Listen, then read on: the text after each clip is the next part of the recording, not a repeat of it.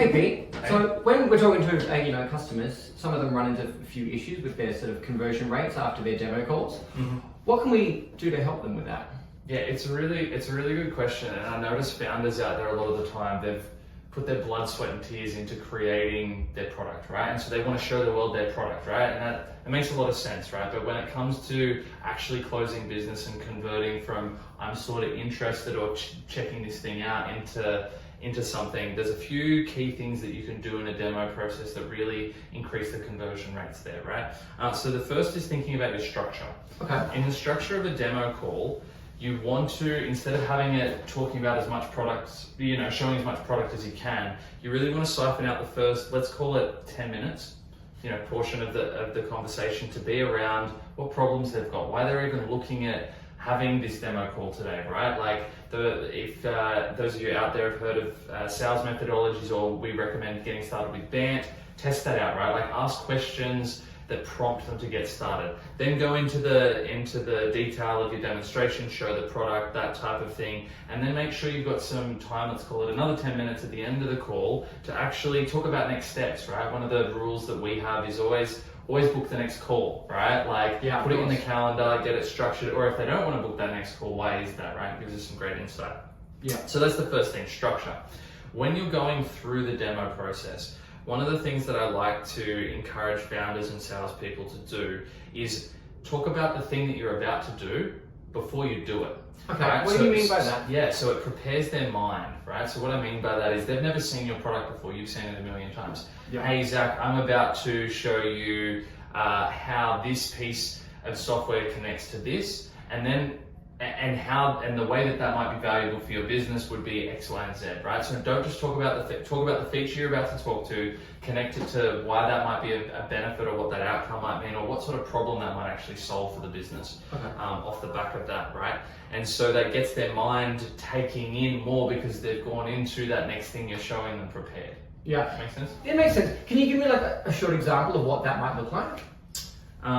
So you'd be looking at, I know a piece of software that I used to sell. We would show one of the features that allowed for really rapid capturing of screenshots, right? Okay. And so I'd say, okay, now I'm going to show you how we can go through and rapidly capture a significant amount of screenshots to show steps in a process that are then going to go and be documented on a document. Now, I'll show you the document later, but I'll show you the process for capturing. I'll go through and show it. And now I'll do that, right?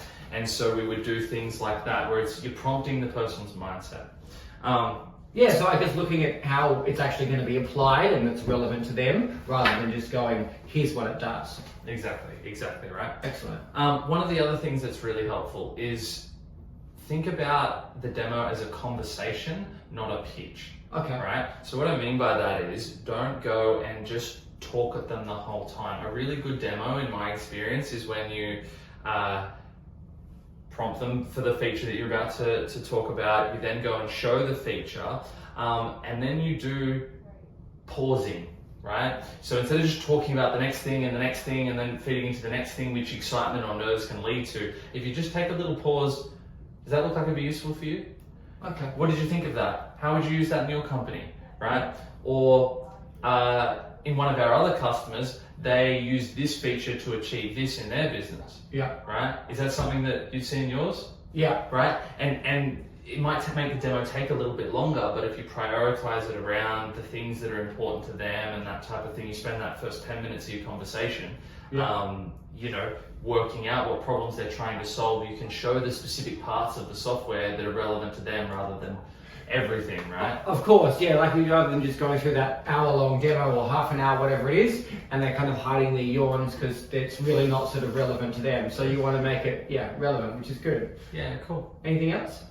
No, I think that's, you start off with that, you go for the structure, you go for talking about the thing you're going to talk about before you talk about, strategic pausing, and just taking that mindset of it being a conversation rather than a pitch. That's going to really help you. You wrap all that up in start with some business related questions, finish with some business related questions, and really clear next steps. I think you're on the path to really making a difference. Cool, awesome.